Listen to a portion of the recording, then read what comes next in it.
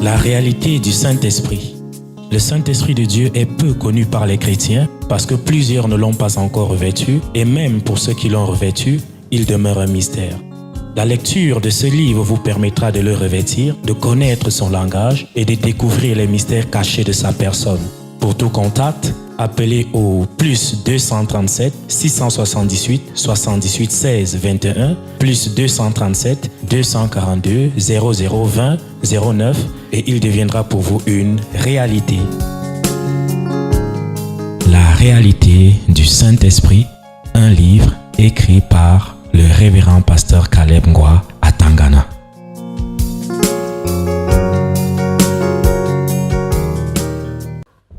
Mais il y a une autre lettre que j'ai reçue là, d'une dame qui vient de Bafoussam. Son histoire m'a beaucoup étonné, parce que dans toute la lettre, elle dit qu'elle est chrétienne et tout ça là. Et ce qu'elle dit, ça ne correspond pas avec la chrétienté. C'est Yemele Hermine, infirmière à Bafoussam. Si tu peux lire rapidement toi-même ta lettre, tu la lis. Si tu n'es pas rapide pour lire, quelqu'un d'autre va lire ça pour toi. Tu peux lire rapidement?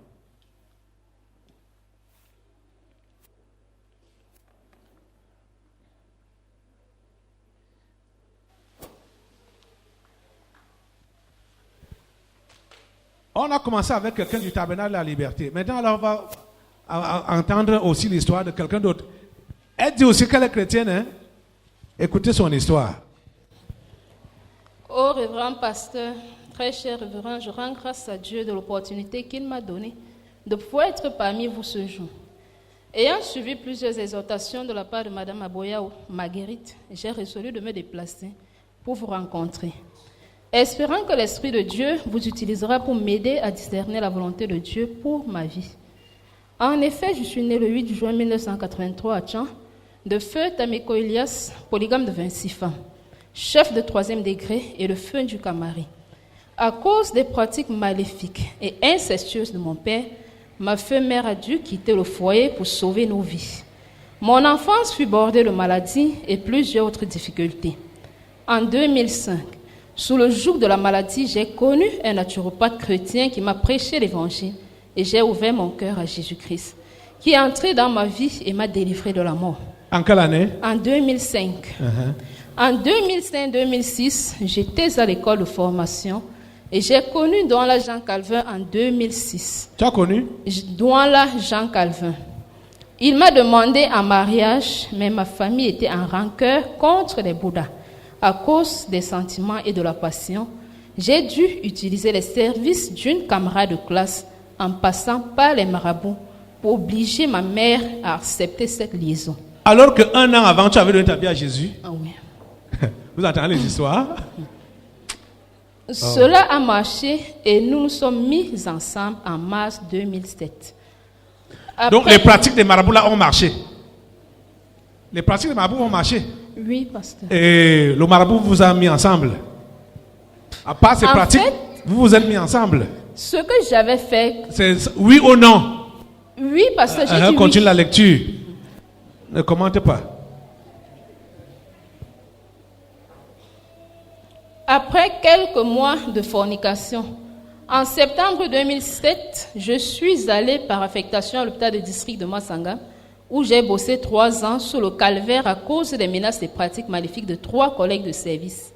Mais puisque Dieu est plus que vainqueur, il me faisait voir tout dans les cauchemars et sa grâce m'a délivré de leur plan satanique.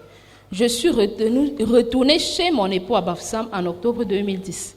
De ce jour, au 5 octobre 2011, j'ai vécu le pire auprès de mon conjoint qui, ne parvenant pas à ses fins, m'a renié devant mon tuteur et ma tante, m'a remis sa copie d'acte de mariage déclarant que notre union était rompue.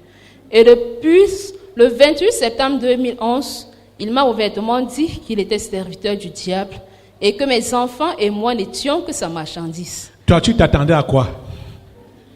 Quand ton pasteur a été le marabout, Hein, celui qui a confirmé le mariage et vous a mis ensemble. Tu t'attendais que l'homme là devait être quoi? Pourtant, tu as dit que tu étais enfant de Dieu depuis 2005. Tu ne devrais pas rire. Hein? Pasteur, en ce moment, je ne suis pas allée de moi-même.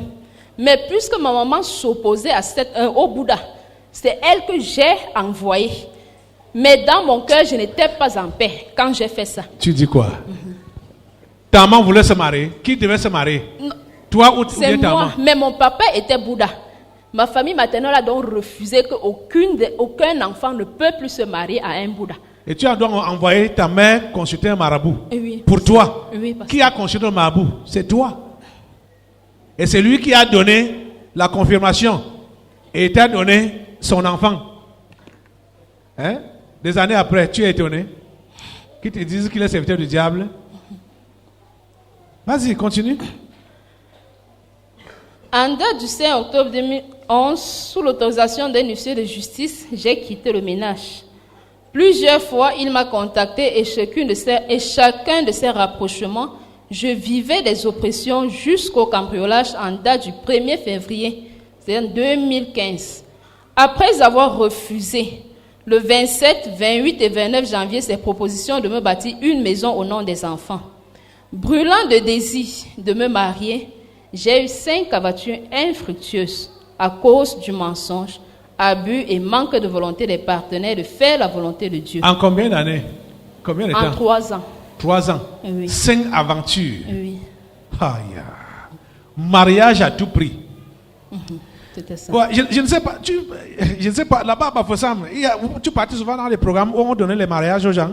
Non, pasteur. Tu n'es pas allé dans ces programmes-là? Non. Parce que les faux prophètes avec les marabouts, ils travaillent ensemble. Hein? Non, non, non. Donc quand ils voient les gens qui ont le désir de se marier à tout prix là, 5 aventures en 3 ans. Oui, pasteur. Continue. La dernière relation a débuté le 6 juin 2016 avec mon premier patient de l'unité de prise en charge des personnes vivant avec le VIH. Tu es courageuse. Hein? Car j'avais le souci de le voir sauvé. Mais que toi-même tu étais sauvé. Aïe! Mais ma chair m'a trahi pendant les études bibliques. Nos 2 familles étaient d'accord pour le mariage. Cependant, de religieux qu'il était, avec la flamme de l'engagement qui m'a séduit, je l'ai invité chez moi où nous avons forniqué pendant 11 mois. Il a rétrogradé totalement et j'ai réalisé qu'une fois de plus, je m'étais fait avoir à cause de la compassion et du qu'en dira-t-on. J'ai voulu résister aux interpellations de Dieu via les messages de préparation de Saint-Eustache. Malgré ma résistance, l'Esprit de Dieu m'a tourmenté avec ces messages jusqu'à ce que le 27 juin 2017, j'ai finalement opté de revenir à Dieu et de lui obéir. J'avoue que le combat n'est pas facile, mais je rends grâce à Dieu pour sa bonté, sa compassion, son amour et sa patience envers ses enfants. Mes préoccupations sont les suivantes. Savoir pourquoi Dieu m'a tant aimé au point de me préserver du VIH malgré ma vie de péché. Savoir quel est le plan de Dieu pour ma vie. Savoir comment faire pour demeurer dans les sanctifications car mes efforts sont vains. Savoir si j'ai le droit de me remarier. Car après la récente rupture, j'ai fait vœu de servir Dieu pendant 3 ans pleins avant de me remarier si Dieu le veut. Et aussi le temps de pouvoir, par la grâce de Dieu, construire une maison pour mes enfants. Ma décision glorifie-t-elle Dieu? Je suis chrétienne de l'Église évangélique du Cameroun, membre du groupe d'intercession de la paroisse de Bafoussam-Ploto. Je me suis baptisée par aspersion le 10 juillet 2011 et par immersion le 10 janvier 2016. Révérend pasteur, je retourne à Bafoussam dimanche et j'implore la main de Dieu de vous utiliser pour m'aider à discerner la volonté de Dieu pour ma vie. Voilà sa lettre. Peut-être c'est aujourd'hui que tu pourrais devenir chrétienne. Peut-être c'est aujourd'hui, si tu ouvres ton cœur à Jésus. Je l'ai déjà fait. Peut-être c'est aujourd'hui. Je dis bien, écoute mes paroles. Je ne suis pas en train de balbutier. Je te parle, je vais aller doucement. Je dis que peut-être c'est aujourd'hui que tu vas donner ta vie à Jésus. Parce que tu ne l'as jamais fait auparavant. Avec tout ce que tu racontes là. Aujourd'hui, tu dois lui ouvrir le cœur. Parce que si toi, tu penses que tu as été chrétien depuis 2005, tu vas demeurer païen et mourir aller en enfer. Parce que tu ne l'as jamais été. Tu n'as jamais été chrétienne. Une chrétienne ne vit pas comme ça. D'après tout ce que tu as écrit là, et ce que tu as expérimenté. Tu comprends, non? Oui, pasteur. Voilà, voilà le genre donc qui jette le discrédit sur le nom de Dieu et de Jésus. Chrétienne, mais avec quel genre de vie? La vie n'est pas différente du commun des hommes. Écoutez, remets-moi ma lettre, c'est ma lettre.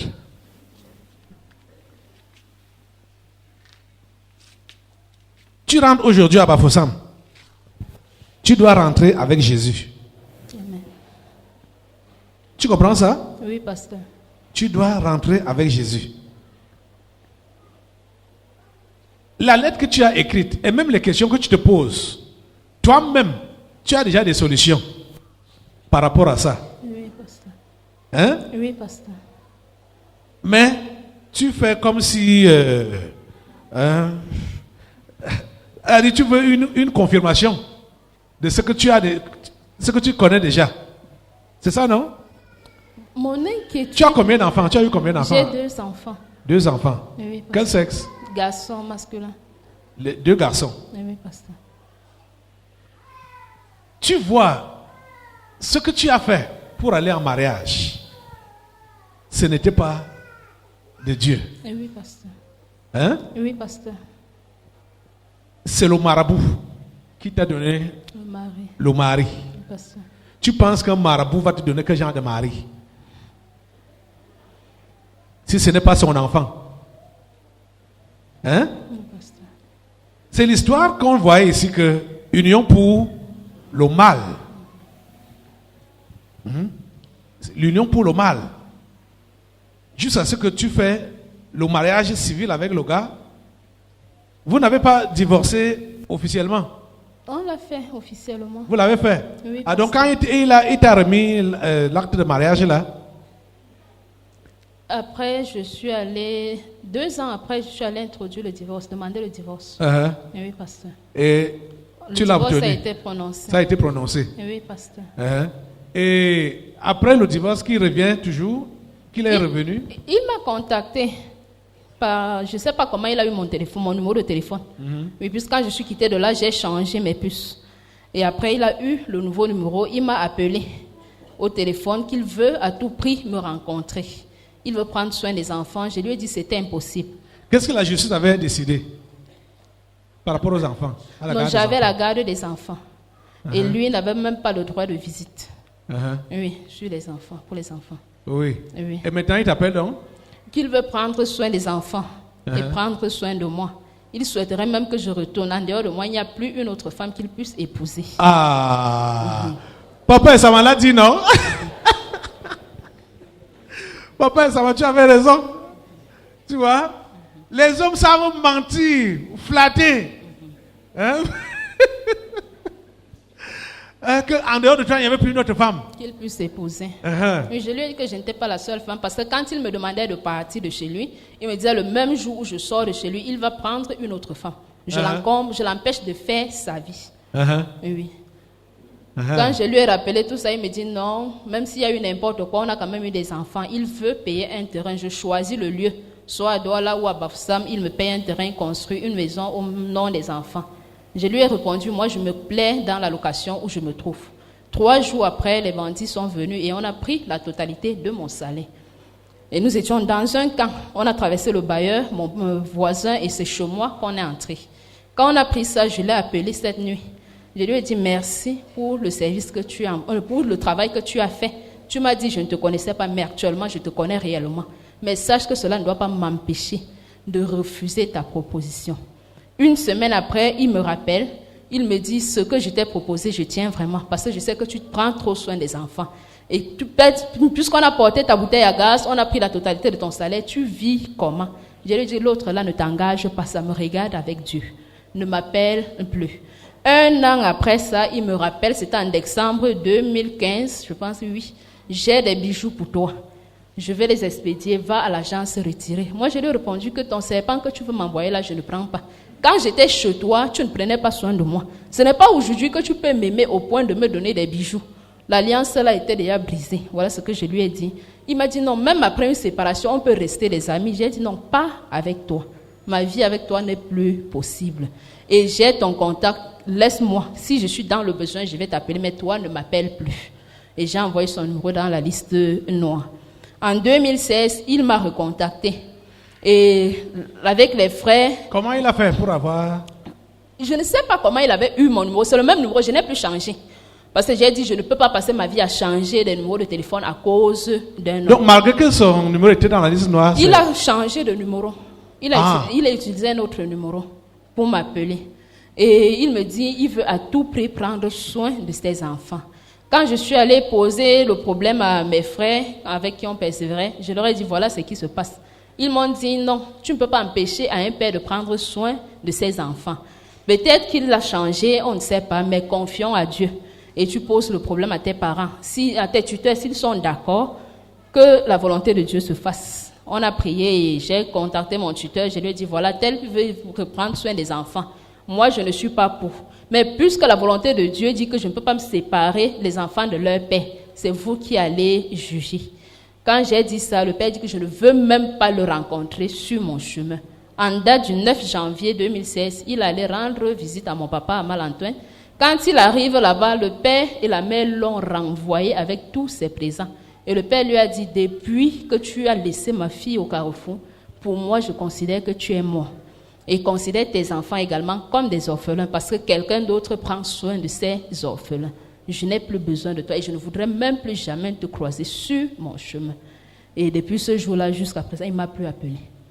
Mais tes frères en Christ, voilà, voilà le problème d'avoir plein de pasteurs là.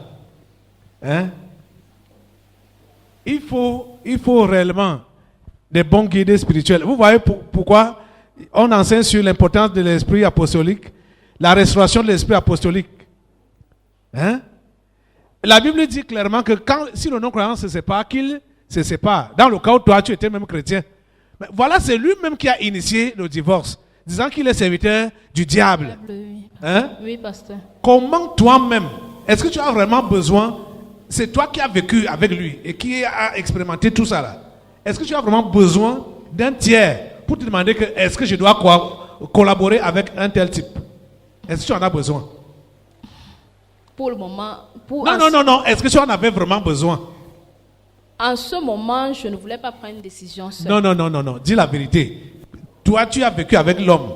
Hein? Oui. Et c'est lui-même qui t'a dit de sa bouche qu'il est serviteur du diable. Oui, pasteur. Hein? Oui, pasteur. Mais est-ce que tu as besoin de consulter quelqu'un pour savoir si tu dois collaborer avec cet homme-là? Non, pasteur. Alors, hein? Il y a des choses simples où il ne faut pas réellement chercher à casser la tête aux gens. Toi-même, tu sais. Toi, tu veux, ton cœur est vers Jésus, non? Oui, pasteur. Hein? Oui, pasteur. Et voilà quelqu'un qui dit que lui, il est du diable.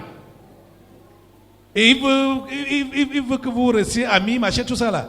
Et tu as besoin d'un conseiller par rapport à ça? Alors que tu sais que ce que tu as vécu? Hein? Jusqu'à aller prendre les conseillers chez ton groupe de prière. Hein?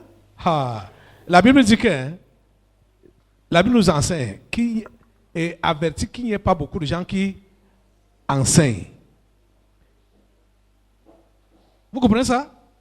Parce que vous irez porter des fardeaux qui vous dépassent en donnant un soi-disant conseil à quelqu'un. L'autre jour, c'était quand? Peut-être hier. L'histoire là m'a dépassé. J'ai vu à la télé, à Emmanuel TV, qu'un pasteur est allé prier dans une maison et il est mort. L'affaire là m'a dépassé. Et les enfants même de la personne qui l'a invité, deux de ses enfants sont morts. On dit qu'on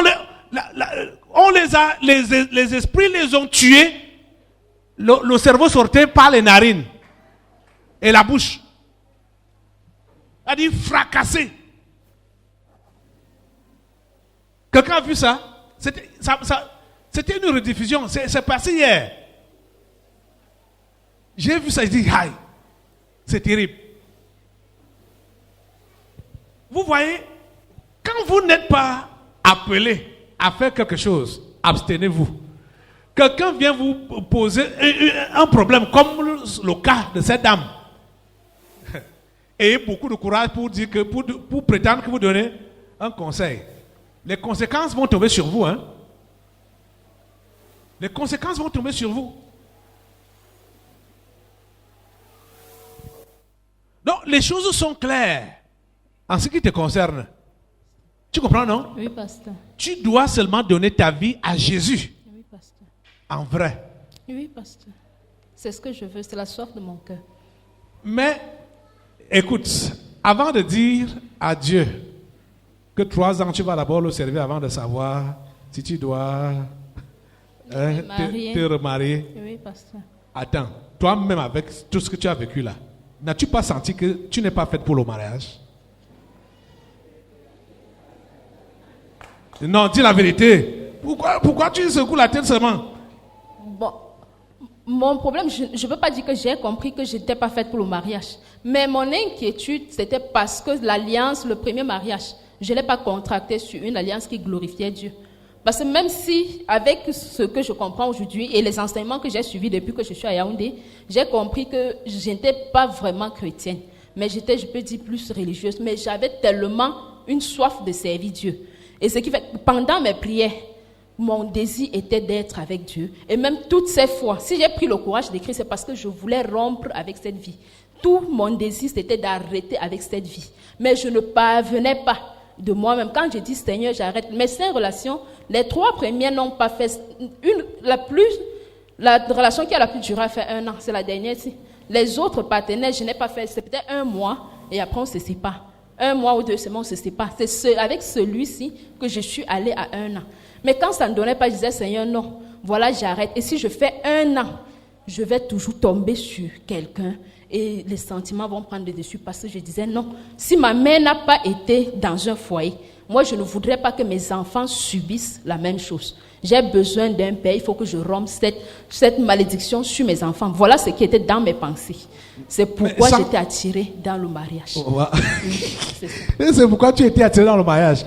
Vous voyez, voilà donc le problème des humains. C'est leur volonté qui compte et non celle de Dieu. Les humains ne cherchent pas d'abord la volonté de Dieu. Oui, pasteur. Hein? Oui, pasteur. Et surtout, on veut sauver notre face. On veut faire l'exception par rapport à notre entourage, Oui, pasteur. par rapport à notre environnement, sans d'abord questionner la volonté de Dieu. Il y a, vous savez, beaucoup se comportent même comme les conseillers de Dieu. Comme... Or, la Bible nous enseigne que Dieu a un seul conseiller. Tu sais qui est le conseiller de Dieu? Hein? Saint-Esprit. C'est sa volonté. Le conseil de Dieu ou les conseillers de Dieu, c'est sa volonté. C'est ça qui est son conseiller. Et si tu veux donc le conseil de Dieu, il faut chercher sa volonté. Tu comprends ça? Oui, pasteur. C'est tout. Mais on ne cherche pas d'abord sa volonté. On cherche notre volonté et on cherche ce qui peut nous convenir et ce qui peut nous enlever de la honte, ce qui peut nous enlever du candidaton, hein, ce qui peut plaire à notre entourage. C'est ça qu'on cherche en premier. Et on ne cherche pas la volonté de Dieu. Dieu t'aime beaucoup. Beaucoup. Et il t'a préservé. Parce que ce que tu as raconté dans ta lettre là, toi-même qui es là, tu es un miracle. C'est ce que j'ai dit à Dieu, que je ne sais pas pourquoi il m'aime tant. Pourquoi est-ce qu'il m'aime tant? Parce que malgré tout ce que je fais, il continue à dire non, voilà, il me reprend. Et il ne m'a pas frappé, surtout avec la dernière relation. Quand j'ai effectué mon test et qu'il était négatif, j'ai dit Seigneur, je ne comprends pas pourquoi tu m'aimes tant. Pourquoi est-ce que tu m'as préservé? Tu savais que c'est un malade du VIH-Sida. Je sais, c'est mon patient. Donc, elle soignait le type là. Et elle prend le type là comme son mari. Oui, pasteur. Et elle prétend que c'est quelqu'un qui s'était converti et tout ça là. Hein? Et a rétrogradé quand vous avez commencé à forniquer ensemble. C'est ça que tu as raconté, non? Au départ, il m'avait dit qu'il était chrétien, mais qu'il avait refroidi. Bon, quand j'ai commencé à travailler avec lui, puisque je faisais dans l'évangélisation, je lui ai donné des brochures qu'il a lues, ça l'a intéressé. C'est ça qui nous a rapprochés. Et quand nous nous sommes réellement mis ensemble, c'était en janvier, les cultes même, il n'allait plus. La prière, il n'est plus là. C'est où j'ai dit, mais qu'est-ce qui se passe? Tu pensais qu'il pouvait se convertir? Je me disais au départ que c'était ce qu'il était, mais quand j'ai constaté, c'est là où le trouble a commencé. Vous voyez comment... Oh mon Dieu. Et c'est ça donc qui garde l'évangile là-bas dehors. Tu dis que tu évangélises quelqu'un, tu commences à forniquer avec la personne. Hein? Au nom de l'évangile, tu t'attends à quoi? Il va se convertir où?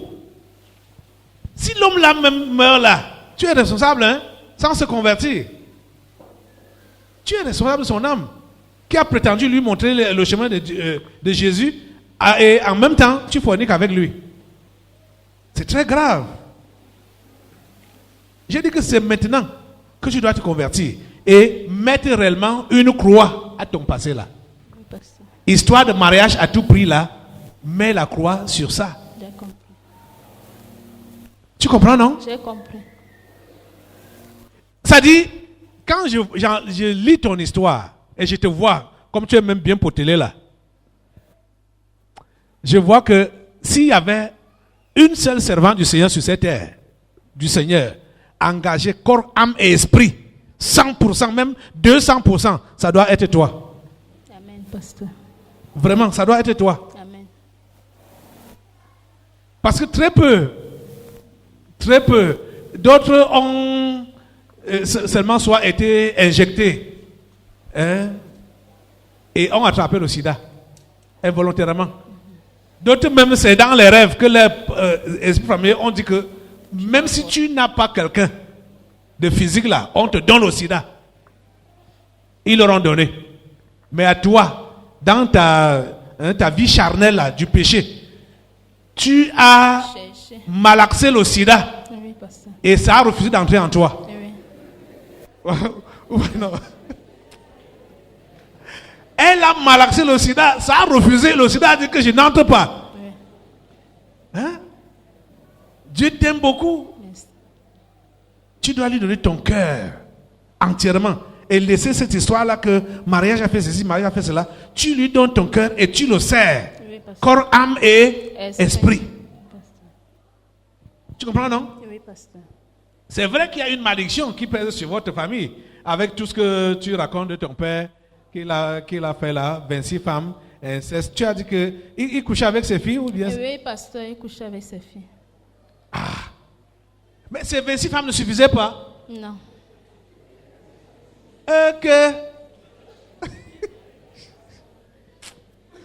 Quelqu'un a jusqu'à 1, 2, 3, 4, jusqu'à 26. Les enfants qu'il met au monde deviennent également ses femmes. Ah, ok.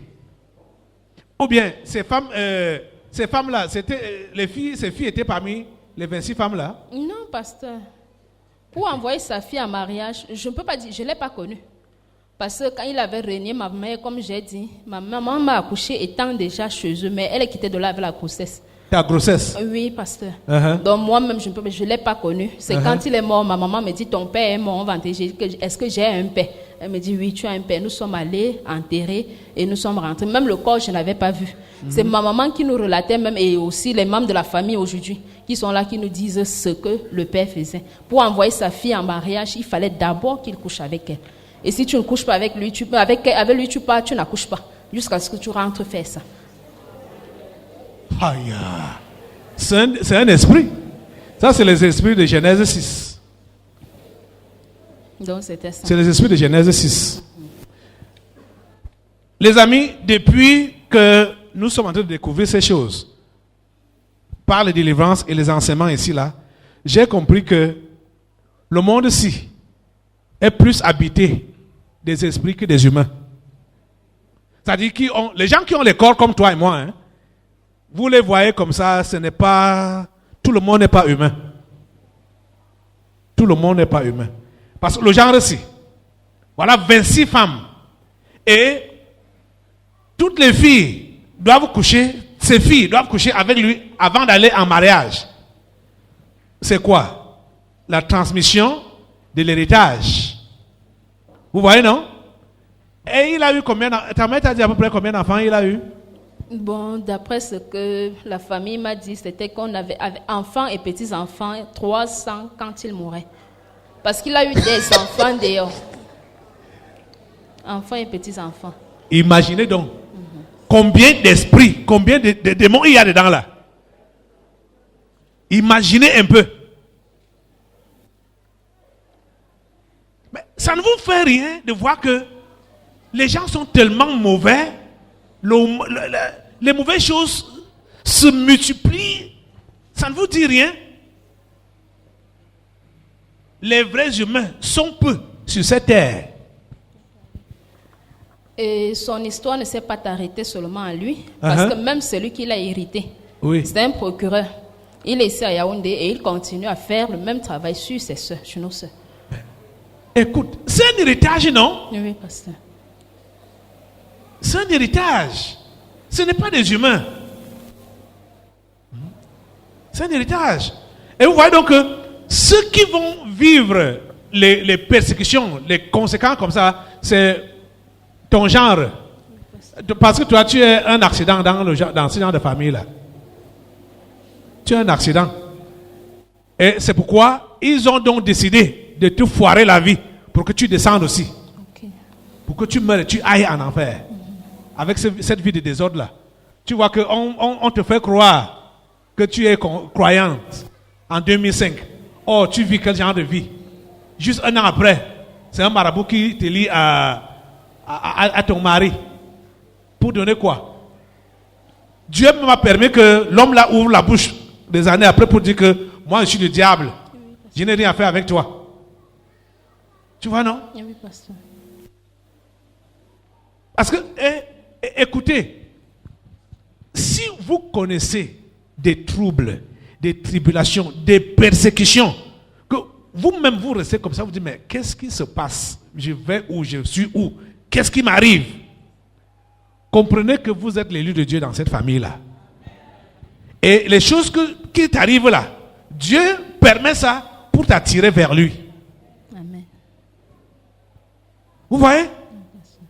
Parce que les autres, tu as dit que tes soeurs, celle-là, dès qu'elle va aller en mariage, son père couche avec elle, elle a les enfants. Et elle demeure dans son mariage. Oui, pasteur. C'est ça, non? Oui, pasteur. Si elle refuse, pas d'enfant, Oui, pasteur. elle est obligée de revenir. De revenir le voir. Aïe, pour perpétuer le mauvais héritage. Je crois que nous aurons, dimanche passé, on a fait un culte exceptionnel ici, là, avec les histoires des revenants, là. Je ne pense pas qu'on doit baisser les bras par rapport à ça. Parce que si vous êtes en train de remarquer, ce sont ces revenants et ces esprits, les géants de Genèse 6, c'est eux qui perpétuent le mal dans notre société. Et vous savez, ce qu'ils utilisent, le lien du mariage, le sexe, c'est ça qu'ils utilisent. Parce que là, ils se rassurent qu'ils laissent une progéniture qui va continuer à faire leur travail. Vous voyez ça? Le Seigneur doit assainir notre société. Donc vous êtes de Bouddha ou de Tchang? Semi-Bouddha, semi-Tchang. Ma mère était Tchang, mon père était Bouddha. Aïe. Vous comprenez donc comment les quincailleries, les pressings, les supermarchés que vous voyez là. Dieu seul connaît l'origine. Hein? Donc, au jour d'aujourd'hui, vous pouvez même être un millier comme ça là. C'est-à-dire la progéniture du type là. Même plus d'un millier.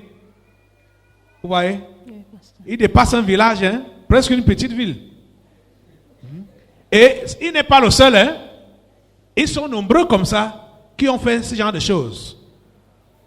Quel genre d'héritage ils ont donc laissé? Le mauvais héritage. Le feu doit prendre ça. Le feu doit prendre ça. Pour cette famille, levez-vous d'abord. On va nettoyer les esprits de cette famille. Hein? Ton nom encore c'est qui là? Yemele Emin. Hein? Ton père là s'appelait qui? Tameko Elias Fuendo. Quoi? Tameko Elias Fuendo. Avec tous les autres chefs traditionnels là-bas, là, ces esprits-là, hein, que ce soit de l'ouest, de l'est ou n'importe où, là, hein, avec des multiples femmes, avec ces alliances incestueuses, on met le feu. Tous ces esprits-là descendent. Mettez le feu, tous ces esprits-là descendent. Ces esprits-là descendent. Au nom de Jésus, le feu de Dieu prend cela.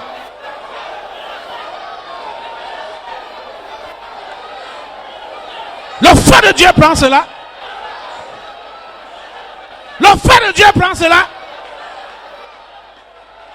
Les esprits qui viennent pervertir la race humaine, les incarnations, les réincarnations, ça descend aux abîmes. Ça descend aux abîmes. Ça descend aux abîmes. Ça descend aux abîmes. Ça descend aux abîmes. Le feu de Dieu les ravage. Le feu de Dieu les ravage. Au nom de Jésus, arrête.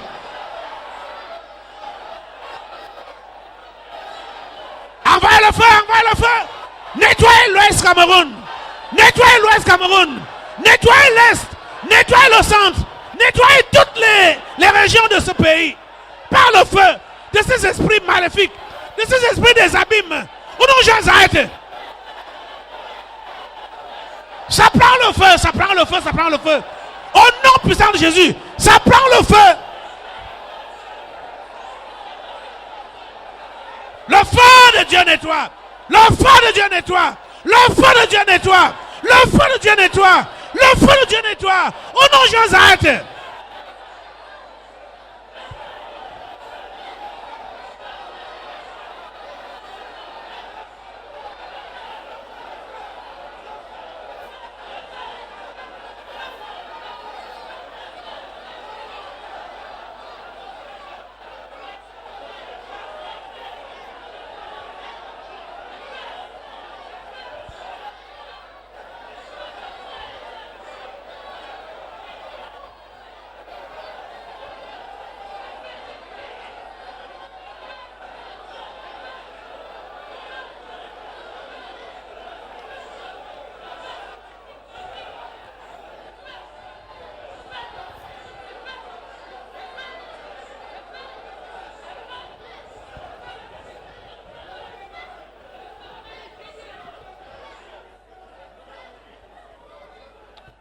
Au nom puissant de Jésus. Asseyez-vous. Alléluia. Merci Seigneur. Tu vois, toi, fille, tu as intérêt à t'accrocher à Jésus. Hein? Oui, pasteur. Tout ce que tu as fait depuis là, ce n'est que la religion. Oui, pasteur. C'est aujourd'hui que tu dois donner ta vie à Jésus, en vérité. Et décider de lui être fidèle. Je l'ai fait jeudi quand j'ai Jusqu'au suivi l'enseignement ici. Comme ça. Oui, pasteur. Parce que quand je suis arrivée, il y avait les enseignements à la maison. J'ai écouté toute la nuit de mercredi à jeudi. Quand nous sommes venus avec le témoignage de Flora, oui, j'ai compris beaucoup de choses. Je lui ai même dit vendredi que non, même si le pasteur ne répond pas à ma lettre, j'ai déjà compris beaucoup de choses. Parce tu as dit que à qui? avec Madame Aboya, parce que déjà ce que j'ai suivi dans les enseignements me permet de comprendre qui est-ce que j'étais et ce que je faisais. Mais ce que je désire, c'est suivre Dieu et faire sa volonté. C'est ça. Et voilà plusieurs. Tu peux parler à tes sœurs, frères et sœurs de l'église évangélique là. Parle-leur. Donne-leur le conseil. À tous mes frères et sœurs de l'église évangélique du Cameroun, je vous demande de chercher le véritable Dieu et de ne vous fier aux conseils que vous donneront les bergers, tel qu'on dit. Mais accrochez-vous sur la parole de Dieu et cherchez le véritable Dieu. La religion fait plus de mal au christianisme que les marabouts. La religion fait plus de mal au christianisme que les marabouts et les sorciers.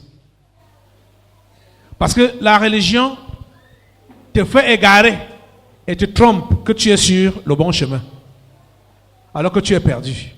Tu dis que tu évangélises. Alors que tu es païen, tu dis que tu évangélises. Tu évangélises quoi? Et vous voyez, c'est ça qui multiplie donc les incrédules là-bas dehors. Qui vont dire, regarde les chrétiens là même. Eux-mêmes, ils sont comme nous. On est même chose. Il n'y a pas de différence. Ils font les mêmes choses que nous. Et même ceux qui pouvaient se convertir s'endurcissent à cause du mauvais exemple des gens de la religion. Hermine, donne ta vie à Jésus, hein? Je l'ai fait, pasteur. Et ne lui donne pas de conditions par rapport à ta foi. On ne donne pas de conditions à Dieu. Que Dieu, je vais te croire, je vais t'obéir, mais fais-moi d'abord ceci ou cela. Ça ne se passe pas comme ça. Tu comprends, non? Oui, pasteur. On croit en Jésus sans condition. La réalité du Saint-Esprit. Le Saint-Esprit de Dieu est peu connu par les chrétiens parce que plusieurs ne l'ont pas encore revêtu et même pour ceux qui l'ont revêtu, il demeure un mystère. La lecture de ce livre vous permettra de le revêtir, de connaître son langage et de découvrir les mystères cachés de sa personne. Pour tout contact, appelez au plus 237 678 78 16 21 plus 237 242 0020 09 et il deviendra pour vous une réalité. La réalité du Saint-Esprit, un livre écrit par le révérend pasteur Caleb Ngwa à Tangana.